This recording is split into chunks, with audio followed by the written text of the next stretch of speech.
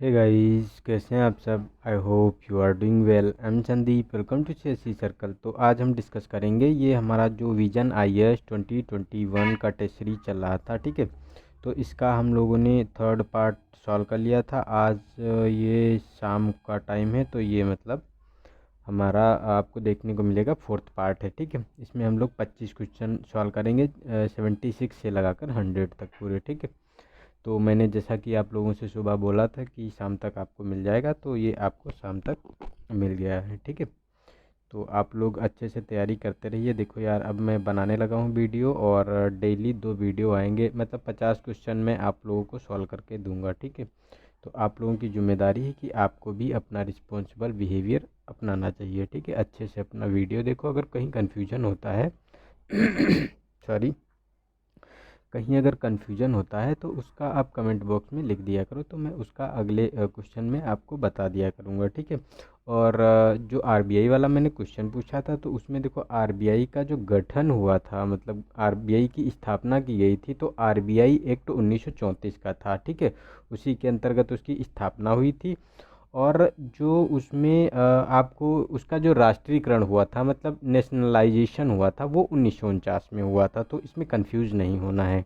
तो कुछ बच्चों ने आंसर दिया है कि 1949 में बनी थी, तो नहीं, ये गलत है स्टेट आपका आंसर।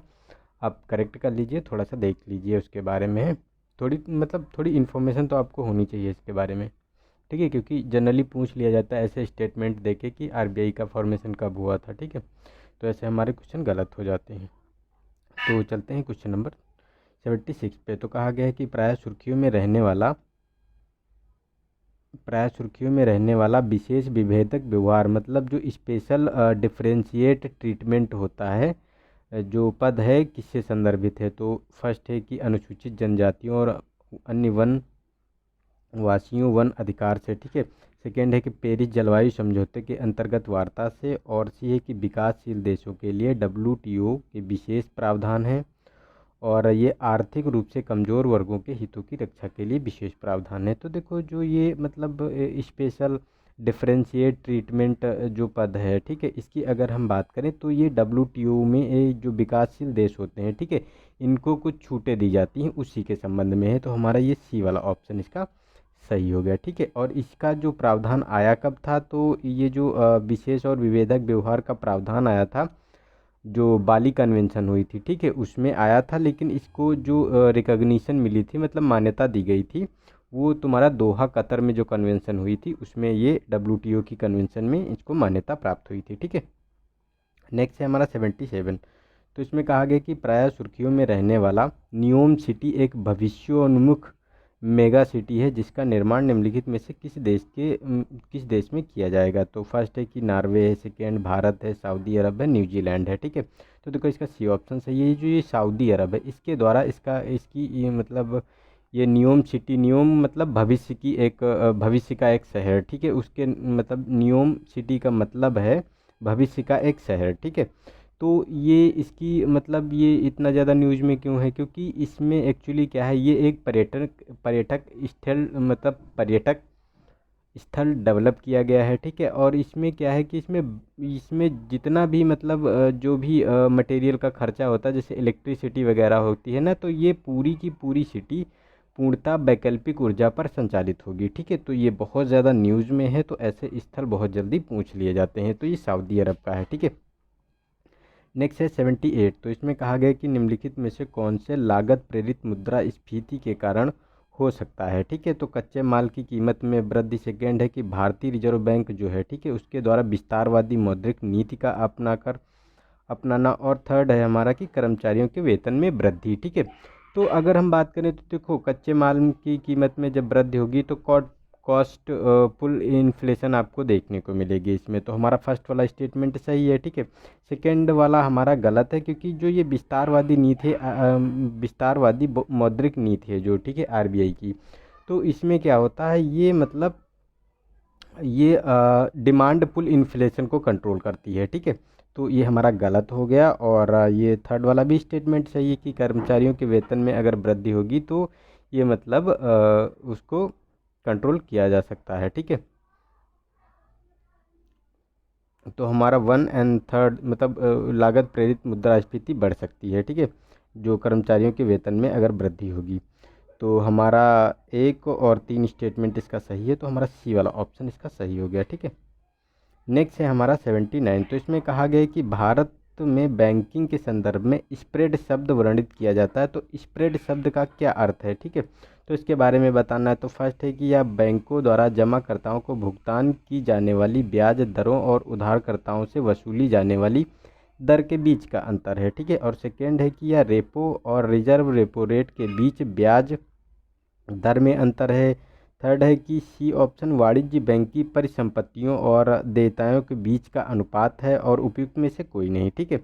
तो देखो, जो स्प्रेड की बात की जा रही है, जो स्प्रेड शब्द होता है, ये प्रयोग किया जाता है बैंकों द्वारा जमाकर्ताओं की भुगतान की जाने वाली जो ब्याज दरें हैं और उधारकर्ताओं से वसूली जाने वाली ब्याज दरों के बीच का जो अंतर होता है, ठीक है, उसी को स्प्रेड के नाम से जानते हैं। जैसे हम क्या करते हैं कि बैंक में अपना पैसा जमा करते हैं, ठीक है, तो हमको 3 या 4% के बीच में हमको जो ये मतलब बचत खाता बैंक होता है, इसमें 3 या 4% के बीच में हमको इंटरेस्ट मिलता है। लेकिन जब भी हम कोई उधार लेने जाते हैं, बैंक से लोन लेने जाते हैं, तो हमारा 9 या 10% से नीचे कोई रेट नहीं उनका होता है, ठीक है। तो ये मतलब जो गैप आया 3 से 4, मतलब 4 रख लो राउंड फिगर में, ठीक है, तो हमारा 5% का जो ये गैप आया, ठीक है, तो ये प्रॉफिट हो गया बैंक का। तो इसमें क्या होता है, उनके कर्मचारी जो होते हैं उनको सैलरी देते हैं और ये सब काम करते हैं, इसी को स्प्रेड के नाम से जानते हैं, ठीक है। तो हमारा ये ए वाला ऑप्शन सही हो गया। नेक्स्ट है हमारा 80 क्वेश्चन नंबर। तो इसमें कहा गया है कि वस्तु एवं सेवा कर के अंतर्गत सुमेलित नामकरण प्रणाली यानी HSN के संदर्भ में बताना है कि कौन सा स्टेटमेंट सही नहीं है, ठीक है। तो फर्स्ट है कि यह विभिन्न वस्तुओं और सेवाओं की पहचान करने का अनूठा कोड है, ठीक है। सेकेंड है कि इसे सीमा शुल्क संगठन यानी WCO द्वारा विकसित किया गया है। और थर्ड सी है कि GST बीजकों में HSN कोड को उल्लेख किया जाना अनिवार्य है। और डी है कि यह उत्पादों के एक समान वर्गीकरण और निर्बाध अंतर्राष्ट्रीय व्यापार की सुविधा प्रदान करता है। तो देखो, जो HSN है, ये जो विश्व सीमा शुल्क संगठन द्वारा इसे स्थापित किया गया है, ठीक है। और ये GST बीजकों में HSN कोड को उल्लेखित किया जाना अनिवार्य है, ये भी हमारा स्टेटमेंट सही है। और डी भी हमारा स्टेटमेंट सही है कि एक समान वर्गीकरण और निर्बाध मतलब बिना किसी बाधा के अंतर्राष्ट्रीय व्यापार की सुविधा प्रदान करे, ठीक है। लेकिन जो ये ए वाला ऑप्शन है, ये हमारा गलत है इसके संबंध में, क्योंकि यह विभिन्न वस्तुओं और सेवाओं की पहचान की करने का एक अनूठा कोड की बात कर रहे हैं। तो ये जो केंद्रीय आपको देखने को मिलेगा, जो हमारा इंडिया में केंद्रीय उत्पाद सेवा और सीमा शुल्क बोर्ड है, उसके द्वारा ये वस्तुओं और सेवाओं की वर्गीकरण के लिए इसका इस्तेमाल किया जाता है, और इस कोड का नाम है सैक, ठीक है, सैक। इसके द्वारा ये वस्तुओं का इस्तेमाल किया जाता है, SAC, ठीक है, सैक, SAC, सैक, इसके द्वारा ये बनाया गया है। तो हमारा ये ए वाला ऑप्शन इसका गलत हो गया, तो यही हमारा स्टेटमेंट सही हो जाएगा, क्योंकि गलत पूछा गया है, ठीक है। नेक्स्ट है हमारा 81। तो इसमें कहा गया है कि शब्दावली दी गई है और अर्थ दिया गया है कि इसका क्या मतलब है, ठीक है, तो उसके बारे में हमको बताना है, ठीक है। तो इसमें दिया गया है दुर्लभ मुद्रा। तो दुर्लभ मुद्रा का मतलब है यह अंतर्राष्ट्रीय मुद्रा है जिसमें सर्वाधिक विश्वास दिखाया जाता है और इसकी आवश्यकता प्रत्येक अर्थव्यवस्था को होती है, ठीक है। सेकेंड है कि हेटेड करेंसी। तो इसका उपयोग घरेलू मुद्रा को निरूपित करने के लिए किया जाता है जो मूल्यह्रास के काफ़ी दबाव में होती है, ठीक है। और थर्ड है कि महंगी मुद्रा। तो इसका तुलनात्मक रूप से अधिक या मतलब महंगी ब्याज दर व्यवस्था की अवधि का घोतक है, मतलब सूचक होता है, ठीक है। तो इसमें देखो, ये सारे के सुमेलित हैं, क्योंकि ये महंगी मुद्रा तुलनात्मक रूप से अधिक महंगी और ब्याज दर व्यवस्था की अवधि का सूचक होती है, ठीक है। और हेटेड करेंसी होती है जो मूल्यह्रास को प्रदर्शित करती है, इसका दबाव बनाती है, ठीक है, जो घरेलू मुद्रा होती है, ठीक है। और हार्ड करेंसी में देखने को मिलेगा, तो हार्ड करेंसी में जैसे कि जो जिस पे बहुत ज़्यादा विश्वास होता है, जैसे कि बात करें हम हार्ड करेंसी में, तो जैसे तुम्हारा जो USA का डॉलर है, ठीक है, तो ये हार्ड करेंसी में आएगा। जापान का येन है, और पाउंड है, स्टर्लिंग पाउंड है, और यूरो है, ठीक है, तो ये मतलब हार्ड करेंसी होती हैं। और सबसे महंगी ये मुद्रा का अगर एग्जाम्पल की बात करें तो जैसे ये बॉन्ड होते हैं, ठीक है, इसकी बात की जा रही है। तो हमारे सारे स्टेटमेंट ये सुमेलित हैं, तो हमारा डी वाला ऑप्शन इसका सही हो गया, ठीक है। नेक्स्ट है हमारा क्वेश्चन नंबर 82। तो इसमें कहा गया है कि निम्नलिखित में से कौन से भारत में विकास वित्तीय संस्थान है, ठीक है। तो भारतीय रिजर्व बैंक है, सेकंड है कि राष्ट्रीय कृषि एवं ग्रामीण विकास बैंक यानी नाबार्ड, ठीक है, और राष्ट्रीय आवास बैंक यानी नेशनल हाउसिंग बैंक जो है, ठीक है। तो इसके बारे में बात की जा रही है। तो इसमें अगर विकास वित्तीय संस्थान की बात करें तो देखो आरबीआई प्रत्यक्ष रूप से जो विकास वित्तीय संस्थान के रूप में कार्य नहीं करता है, ये इनडायरेक्टली कुछ कार्यों में करता है, ठीक है। लेकिन जो आरबीआई जो ये मतलब हाउसिंग बैंक है और नाबार्ड है, ये दोनों मतलब रीफाइनेंसिंग का काम करते हैं, ठीक है, डेवलपमेंट के लिए। तो ये हमारे दोनों स्टेटमेंट सही हैं, 2 और 3, तो हमारा स्टेटमेंट सही हो गया डी वाला, ठीक है। अब आप लोगों के लिए क्वेश्चन है, इसका आंसर आप लोग बताएंगे कि नाबार्ड की स्थापना कब हुई थी, ठीक है। ठीक है, मैं चलो उसकी जो मंथ की डेट में बता दे रहा हूँ, आप लोगों को थोड़ा सा आइडिया हो जाएगा। 12 जुलाई को उसकी स्थापना की गई थी। अब कब की गई थी ये आप लोगों को कमेंट बॉक्स में बताना है, ठीक है। क्योंकि देखो यार, ये ऐसे ऐसे क्वेश्चन ना कभी कभी स्टेटमेंट फॉर्म में पूछ लेते हैं और हम लोगों से गलत हो जाते हैं ईजिली, जिनको हम लोग इग्नोर कर देते हैं चीज़ों को, ठीक है। तो इनको ये आंसर आप लोग आज देंगे, ठीक है। नेक्स्ट है हमारा 83। इसमें कहा गया कि गैर बैंकिंग वित्तीय कंपनी के संदर्भ में बताना है, यानी एनबीएफसी के बारे में, ठीक है। तो एनबीएफसी या तो भारतीय प्रतिभूति या विनिमय बोर्ड यानी सेबी या भारतीय रिजर्व बैंक यानी आरबीआई के पास पंजीकृत हो सकते हैं, ठीक है। सेकेंड है कि ये एनबीएफसीज स्वयं पर आहरित चेक जारी कर सकते हैं। तो देखो ये स्वयं पर चेक जारी नहीं कर सकते हैं, ठीक है। आहरित करने के लिए मतलब धन निकासी के लिए ये जारी नहीं कर सकते हैं, बिकॉज क्योंकि ये लोग क्या होते हैं ना कि जो हमारी इनका ये क्या करते हैं कि डिमांड जो डिपॉजिट होता है इसको एक्सेप्ट नहीं करते हैं, ठीक है, अस्वीकार करते हैं, ये स्वीकार नहीं करते हैं। ये क्या करते हैं कि लोन देते हैं और इन्वेस्ट करते हैं, ठीक है। तो इसीलिए ये मतलब चेक जारी नहीं कर सकते, ठीक है। तो ये हमारा गलत हो गया स्टेटमेंट। और अगर बात करें तो फर्स्ट वाला स्टेटमेंट हमारा सही है, क्योंकि कुछ एनबीएफसीज होते हैं, जैसे कि बात करें जो स्टॉक ब्रोकिंग वाले होते हैं, ठीक है। तो ये वाले आपको स्टॉक ब्रोकिंग कंपनीज जो होती हैं तो ये आपको देखने को मिलेंगी, ये सेबी के अंडर में देखने को मिलेंगी, ठीक है। और जो लेंडिंग वाले होते हैं, ठीक है, लेंडिंग या किराया या खरीद वाले होते हैं, ये आरबीआई के अंतर्गत ये पंजीकृत होते हैं। तो ये मतलब दोहरे नियंत्रण में देखने को मिलते हैं, ठीक है। तो हमारा फर्स्ट वाला स्टेटमेंट सही है, तो ए वाला ऑप्शन हो गया। और इन्हें जो एनबीएफसीज हैं इन्हें बनाया किस एक्ट के थ्रू गया था, तो जो एनबीएफसी एक्ट था 1956 का, ठीक है, उसी के अंतर्गत इन्हें बनाया गया था 1956, ठीक है। तो हमारा ए ऑप्शन सही हो गया इसका। नेक्स्ट है हमारा 84। तो इसमें कहा गया है कि श्रम शक्ति का एक भाग या तो कार्य के बिना रह जाता है या एक प्रकार निरर्थक ढंग से कार्य कर रहा होता है, ठीक है। तो कर रहा होता है कि श्रमिक उत्पादकता अनिवार्य रूप से शून्य होती है। यह स्थिति निम्नलिखित में से किस प्रकार की बेरोजगारी का सर्वश्रेष्ठ वर्णन करती है, ठीक है। तो छिपी हुई बेरोजगारी, संरचनात्मक बेरोजगारी, चक्रीय बेरोजगारी और स्वैच्छिक बेरोजगारी। तो इसमें अगर हम बात करें तो ये छिपी हुई मतलब डिसगाइज्ड जो बेरोजगारी होती है, अनएम्प्लॉयमेंट होता है, ठीक है, उसके बारे में ये बात की जा रही होती है कि उनका एक भाग छिपा हुआ होता है, मतलब ओवरऑल अगर उनका निकारो एवरेज तो उसका शून्य निकल के आता है। क्योंकि जैसे और ये बेरोजगारी एक्चुअली ज़्यादातर आपको एग्रीकल्चर में देखने को मिलेगी कि वहाँ खेत है, मान लो 1 एकड़ का, ठीक है, उसमें 2 आदमी काम कर सकते हैं, लेकिन वहाँ का है पूरा 5 परिवार हैं, ठीक है। तो 5 लोग काम कर रहे हैं, तो इनकी इनका जो प्रोडक्टिविटी आएगी, जो प्रोडक्शन निकल के आएगा तो शून्य निकल के आएगा, ठीक है। तो ये हमारा जो ए वाला ऑप्शन सही हो गया। और जो संरचनात्मक बेरोजगारी होती है तो क्या ये जो टेक्नोलॉजी ट्रांसफर्स होते हैं, जैसे कि कंप्यूटर आ गया, ठीक, कंप्यूटर रेवोल्यूशन आई थी जब 1985 के समथिंग, तो सब लोग कह रहे थे कि बेरोजगारी आ जाएगी। तो जैसे कोई बड़ा स्ट्रक्चरल रिफॉर्म आता है ना, तो उसके कारण पैदा होती है।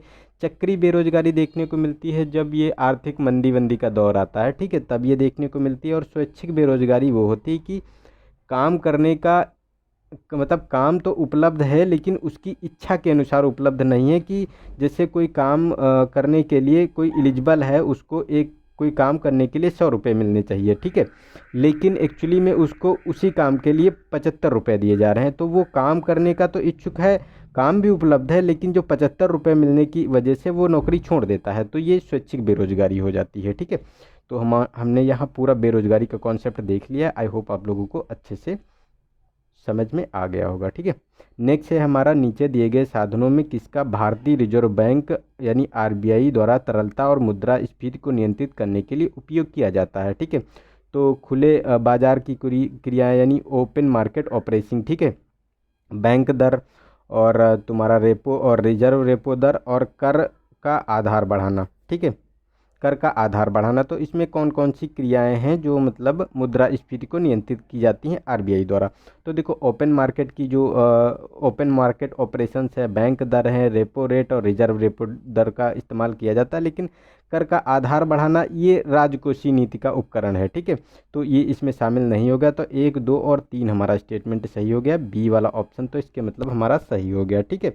इसके और भी उपकरण होते हैं जो मतलब आरबीआई द्वारा इसको किए जाते हैं, ठीक है। आरबीआई की जो मॉनेटरी पॉलिसी होती है इसमें कई उपकरण होते हैं, ठीक है, तो वो पहले भी मैं बता चुका हूँ, पिछले वाले वीडियो में भी बिल्कुल डिटेल में बताया था चीज़ों को, तो बार बार बताने का कोई मतलब है नहीं, ठीक है।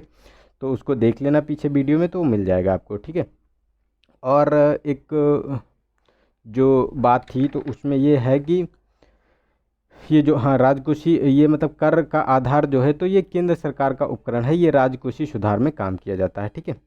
तो ये हमारा गलत हो गया। तो नेक्स्ट है हमारा क्वेश्चन नंबर 86। तो इसमें कहा गया कि सकल घरेलू उत्पाद यानी जीडीपी का उच्च स्तर किसी देश के लोगों की आधिकारिक भलाई का सूचक नहीं माना जाता है। तो निम्नलिखित में से कौन से कारण है। तो फर्स्ट है कि जीडीपी का वितरण एक समान नहीं हो सकता। सेकंड है कि जीडीपी की समृद्धि से प्रत्येक करों में वृद्धि होती है और किसी अर्थव्यवस्था में कई गतिविधियों को मौद्रिक संदर्भ में मूल्यांकित नहीं किया जा सकता और जीडीपी में स्वाभाविक रूप से नकारात्मक बाध्यताओं का ध्यान नहीं दिया जाता है। तो देखो, ये सही बात है, इसमें नहीं दिया जाता। जैसे कि किसी व्यक्ति या फर्म द्वारा किसी एक व्यक्ति या फर्म द्वारा किसी दूसरे व्यक्ति या फर्म को लाभ या हानि पहुंचाई जाती है, तो उन चीज़ों को इसमें काउंट नहीं किया जाता है, ठीक है।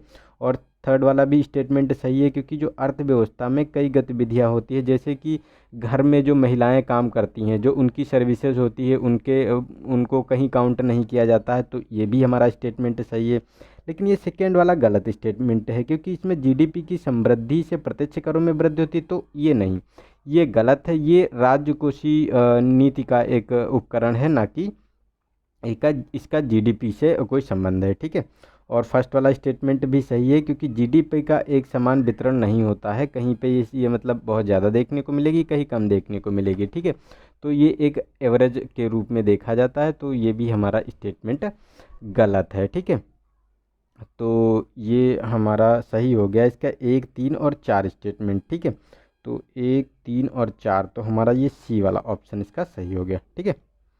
नेक्स्ट है 87। तो इसमें कहा गया है कि निम्नलिखित झीलों में से कौन सी लद्दाख क्षेत्र में पाई जाती है। तो फर्स्ट है पेंगोंग तसो झील, चंद्रताल झील, तसोकार झील और तसो मोरारी झील, ठीक है। तो इसमें देखो, अगर पेंगोंग तसो झील, तो ये तो बहुत ज़्यादा न्यूज़ में थी, जो भारत चीन का विवाद था, ठीक है, जो भारत चीन की सीमा पर स्थित है, तो ये तो आप लोगों को पता ही होगा। लेकिन चंद्रताल है, ये हिमाचल प्रदेश में देखने को मिलेगी, ना कि लद्दाख में, ठीक है। तो ये हिमाचल प्रदेश में देखने को मिलेगी। तसोकार ये भी आपको लद्दाख वाले क्षेत्र में दिखेगी, और तसो मोरारी भी ये मतलब लद्दाख वाले क्षेत्र में देखने को मिलेगी। और अभी जो तसोकार झील है, ये न्यूज़ में क्यों थी, क्योंकि एक्चुअली इसे वाइट जो झील कहा जाता है, ठीक है, वाइट लेक कहा जाता है। और इसे अभी जो रामसर कन्वेंशन की जो सूचियां जारी हुई हैं, ठीक है, जो इंडिया में 42 रामसर साइट हो गई हैं, उसी में शामिल किया गया है तसोकार को, ठीक है। तो इसीलिए बहुत ज़्यादा न्यूज़ में है ये, ठीक है। तो इसीलिए ये चीज़ें न्यूज़ में आ जाती हैं। तो हमारा 1, 3 और 4 स्टेटमेंट इसका सही है। तो 1, 3, 4, तो हमारा सी वाला ऑप्शन सही हो गया, ठीक है। नेक्स्ट है हमारा 88 क्वेश्चन नंबर।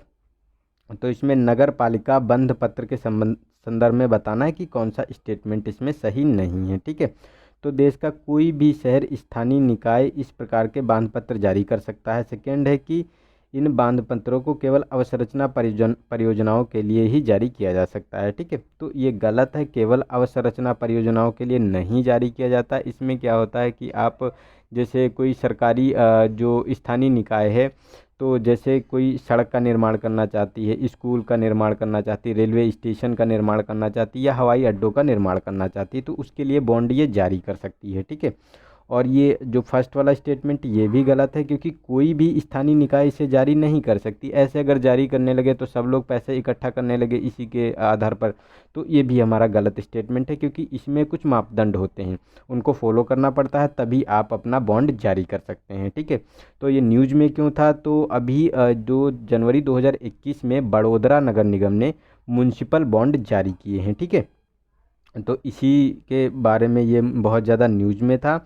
और जो 1987 में बॉन्ड जारी किया गया था पहली बार म्युनिसिपल कॉरपोरेशन का, जो बेंगलोर नगर निगम ने जारी किया था। ठीक है, तो आई होप सारे फैक्ट इसमें समझ में आ गए होंगे आप लोगों के। तो ये दो स्टेटमेंट कोई कौन सा सही नहीं है ये पूछा है, तो दोनों के दोनों सही नहीं है, तो हमारा सी वाला ऑप्शन इसका सही हो गया। ठीक है, नेक्स्ट है क्वेश्चन नंबर, हाँ और एक चीज़ आप लोगों से पूछनी थी कि मतलब मेरी बोलने की स्पीड एक्चुअली ज़्यादा तो नहीं है, आप लोगों को लग रही कि बहुत तेज़ी से हम चल रहे हैं, बोल रहे हैं। यार तेज़ इसलिए बोलता हूँ क्योंकि यार बहुत ज़्यादा डिस्कस करना रहता है, और मैं सोचता हूँ कि ज़्यादा से ज़्यादा और कम टाइम में दे दूँ, आप लोगों का ज़्यादा टाइम ना वेस्ट हो। ठीक है, तो इसलिए थोड़ा तेज़ बोलने की कोशिश करता हूँ, तो आप लोग थोड़ा सा स्पीड में बोलता हूँ मतलब।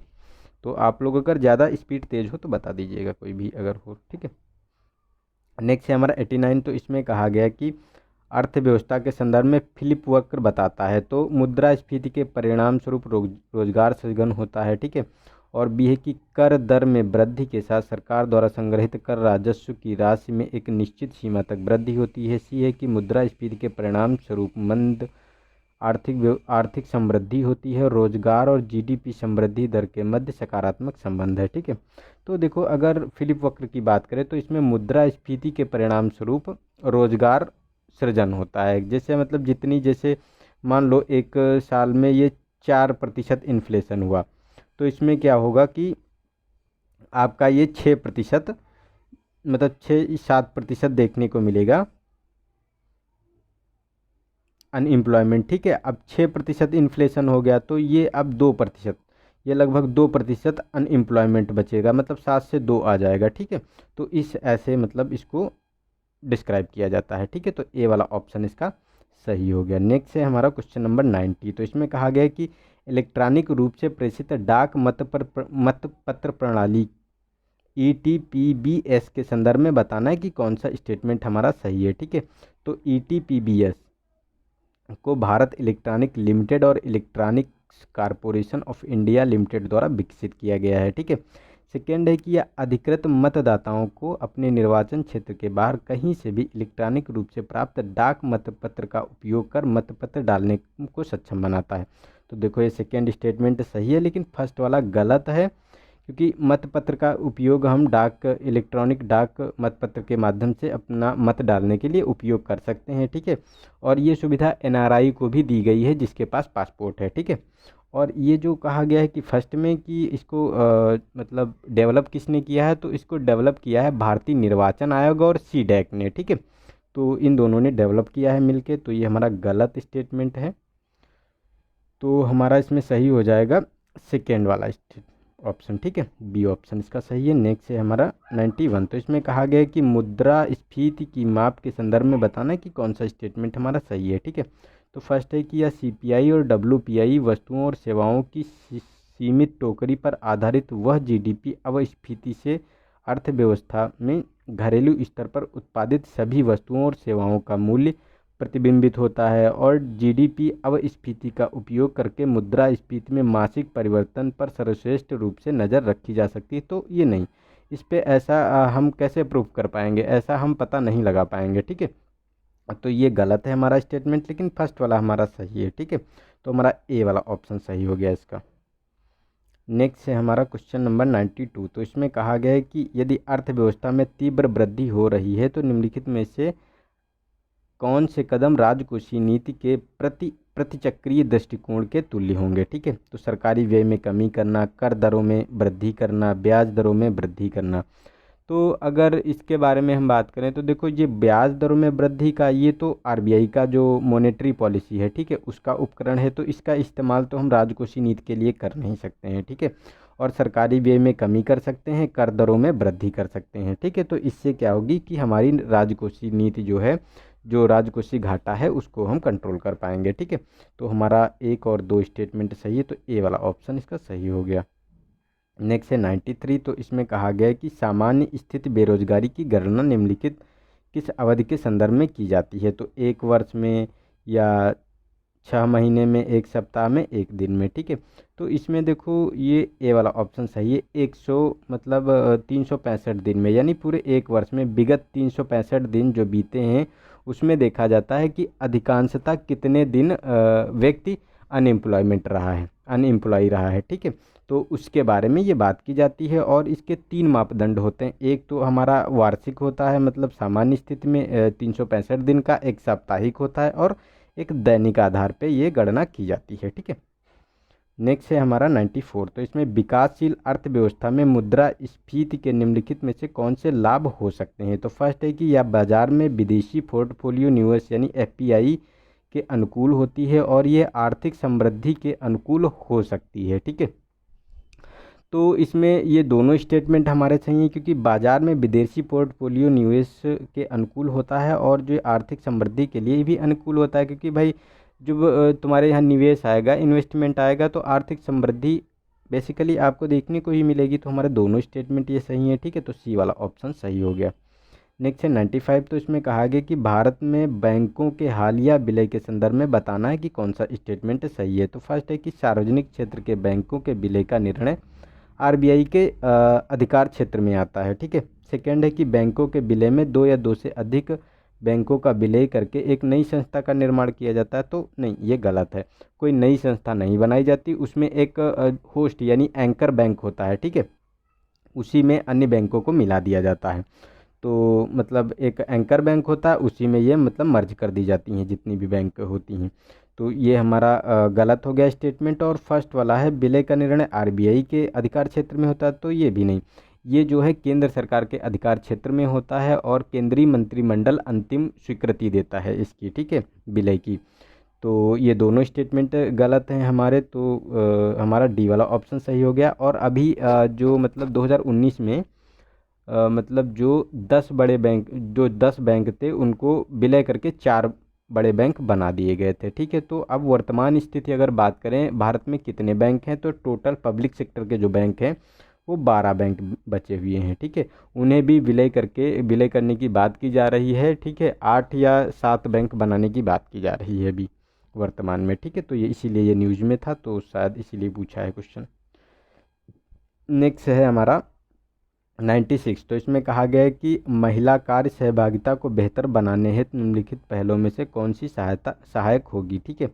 तो देश के सभी जिलों में वन स्टॉप केंद्रों की स्थापना। सेकेंड है कि प्रधानमंत्री रोजगार कार्यक्रम। और थर्ड है कि दीनदयाल अंत्योदय योजना और राष्ट्रीय ग्रामीण आजीविका मिशन और राष्ट्रीय महिला कोष। तो देखो जो महिलाओं का कार्य सहभागिता को बेहतर बनाने के लिए हम ये मतलब ये जो सखी होता है, वन स्टॉप केंद्रों की स्थापना यानी सखी, तो इसके द्वारा हम जो पीड़ित महिला होती हैं उसको जो है सुविधाएं प्रदान करवाते हैं, ठीक है। और ये रोजगार प्रदान कराते हैं प्रधानमंत्री रोजगार सृजन योजना के अंतर्गत और आजीविका मिशन के अंतर्गत भी हम मतलब उद्यमी जो होते हैं, ठीक है, ये उद्यमी, ठीक है, स्टार्टअप वाले, तो उनको सहायता प्राप्त करवाते हैं और राष्ट्रीय महिला कोष के माध्यम से भी इन्हें हम इनका बेहतर बना सकते हैं, ठीक है। तो हमारे ये चारों स्टेटमेंट सही है, तो ए वाला ऑप्शन सही हो गया। नेक्स्ट है 97। तो इसमें कहा गया कि पोर्टफोलियो निवेश यानी एफपीआई के संबंध में बताना है कि कौन सा स्टेटमेंट हमारा सही है, ठीक है। तो किसी एक निवेशक या निवेशक समूह द्वारा किया गया निवेश किसी भारतीय कंपनी की इक्विटी के 10% से अधिक नहीं हो सकता। सेकेंड है कि एफपीआई सूचीबद्ध और गैर सूचीबद्ध दोनों शेयरों में निवेश कर सकते हैं। और थर्ड है कि विदेशी पोर्टफोलियो निवेश किसी देश के पूंजी खाते का भाग होते हैं। तो ये सही बात है, ये विदेशी पोर्टफोलियो निवेश पूंजी खाते के भाग होते हैं, ठीक है। तो ये तो हमारा सही स्टेटमेंट है, ठीक है। और फर्स्ट वाला भी सही है कि किसी भी निवेशक या निवेश समूह द्वारा किया गया निवेश किसी भी भारतीय कंपनी की इक्विटी 10% से अधिक नहीं हो सकता, ठीक है।